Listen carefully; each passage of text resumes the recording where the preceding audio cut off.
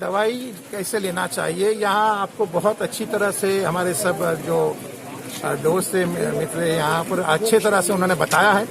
फिर भी मैं एक बार और आपको बता दूं कि ये दवाई लेने का तरीका बहुत सिंपल है। मैं आपको जो बता रहा हूँ, ये रमज़ान महीना, रमज़ान शरीफ जो महीना है, उसके लिए हमको ये सामने रखते हुए हमको कैसे लेना चाहिए ये दवाई, हम कैसे इसको इजीली और काफ़ी अच्छी तरह से वो इफेक्टिव हो जाए, उसके लिए मैं बता रहा हूँ कि सवेरे जब आप उठते हो, जैसे ही हम उठते हैं सवेरे सहरी के टाइम, तो पहले आप सिर्फ खाली पानी से कुल्ली कर लीजिए। वो कुल्ली करने के बाद तुरंत आप ये दवाई ले लीजिए। ये दवाई लेने के बाद आपका जो वॉशरूम जाना है, नमाज पढ़ना है, ये सब हो जाए। उसके बाद अगर ब्रश करना ही है तो उसके बाद आप ब्रश कीजिए, उसके बाद आपकी सहरी लीजिए आप। तो खाली पेट होना जरूरी है।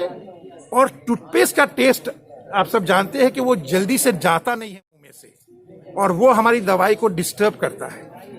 तो टूथपेस्ट के पहले हमारी दवाई ले लीजिए, और कम से कम आधे घंटे के बाद अगर ब्रश करना है तो करिए, उसके बाद खाइए, तो आपको बेस्ट इफेक्ट मिलेगा।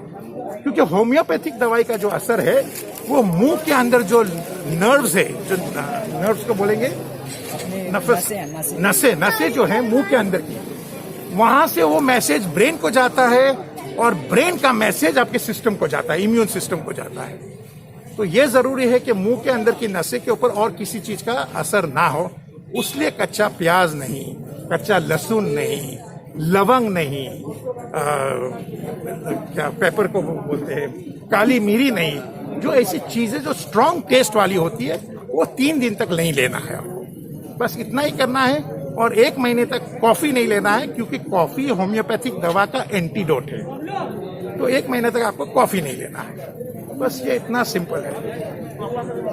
फिरदौस ग्रुप सलीम नगर की जानिब से आया हूँ। यहाँ पर होम्योपैथिक की दवाई जो नासिक से मोतीवाला फारूक वाइट रेस्टो की जानिब से फ्री में दी जा रही है। कोरोना से बचाव के लिए ये दवा बहुत ही अच्छा खिदमत खल्क का काम कर रहे हैं वो। और मेरी मालेगांव वालों से गुजारिश है कि वो यहाँ आएँ।